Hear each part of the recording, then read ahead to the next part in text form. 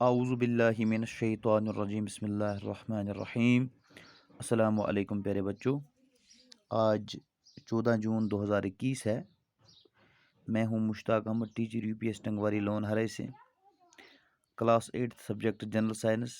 और आज का जो हमारा अगला टॉपिक है फ्रॉम द चैप्टर रिप्रोडक्शन वो है viviparous and oviparous animals. Viviparous किन को कहा जाता है और ओविपेरस किन जानवरों को कहा जाता है। बिल्कुल आसान सा क्वेश्चन है ये और इसका जवाब आप शॉर्ट में याद रखिएगा।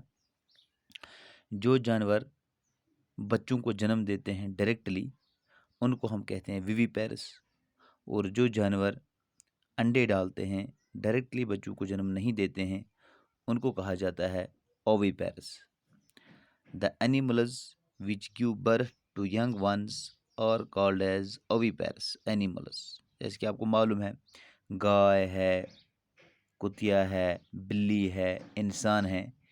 तो इंसानों में जो फीमेल होती है वो बच्चे को डायरेक्टली जन्म देती है। इंसान अंडे नहीं डालते हैं। गाय अंडे नहीं देती है, गाय बच्चे को जन्म देती है। बिल्ली बच्चे को जन्म देती है। कुतिया जो है वो बच्चों को जन्म देती है। तो इससे पता यही चला कि कुछ जानवर ऐसे हैं वो जो बच्चों को जन्म देते हैं, उन्हीं को कहते हैं हम viviparous. The animals which give birth to young ones are called as viviparous animals.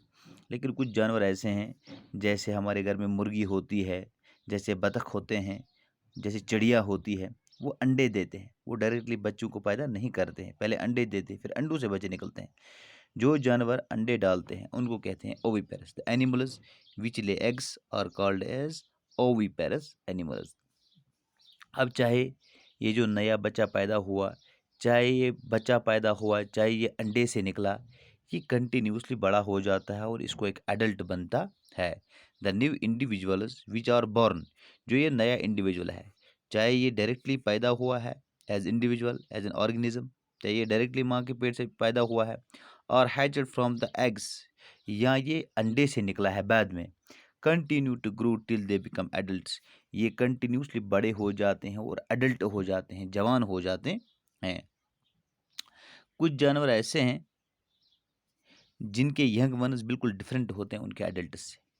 कुछ जानवर ऐसे होते हैं जब वो बच्चों को जन्म देते हैं, जब उनसे उनका एक यंग वन बाहर आता है, चाहे वो अंडे से बाहर आया हो, चाहे वो माँ के पेट से डायरेक्टली बाहर आया हो, ये यंग वन एडल्ट से बिल्कुल डिफरेंट होता है। In some animals the young ones may look very different from the adult, यानी कि एडल्ट से बिल्कुल डिफरेंट होते हैं ये। कुछ जानवर ऐसे हैं जिनके एग्स को हम कलेक्ट कर सकते हैं, यानी कि ये हमारे पास अब एक एक्टिविटी है कि हमें कैसे पता चलेगा कि कौन से जानवर ओविपेरस हैं और कौन से जानवर विविपेरस हैं। कुछ जानवर ऐसे हैं जिनके एग्स को हम डायरेक्टली कलेक्ट कर सकते हैं। क्यों? क्योंकि उनकी माँ जो है वो बाहर के एनवायरनमेंट में अंडों को डाल देती है। उन अंडों को हम देख सकते हैं, उन अंडों को हम कलेक्ट कर सकते हैं।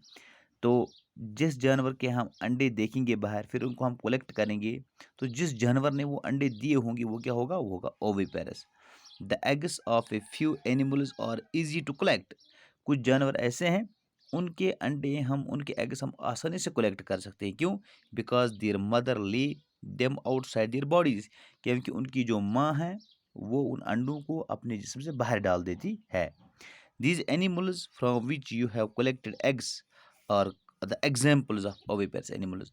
जिन जानवरों के हमने ये अंडे कलेक्ट किए, ये जानवर क्या कहलाएंगे? ओविपेरस एनिमल्स कहलाएंगे। लेकिन कुछ जानवर ऐसे हैं जिनके हमें एग्स कहीं नहीं मिलेंगे। But you may not be able to collect the eggs of the dog. आप कुत्ता के अंडे नहीं देख पाएंगे, काऊ गाय के अंडे नहीं देख पाएंगे, कैट बिल्ली के अंडे नहीं देख पाएंगे, या ह्यूमन फीमेल्स के अंडे हम नहीं देख पाएंगे। क्यों? This is because they do not lay eggs, क्योंकि वो अंडे डालते ही नहीं हैं।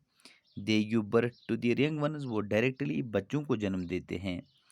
These animals are called as viviparous. तो ऐसे जानवरों को हम विविपेरस एनिमल्स कहते हैं। This was all about oviparous and viviparous.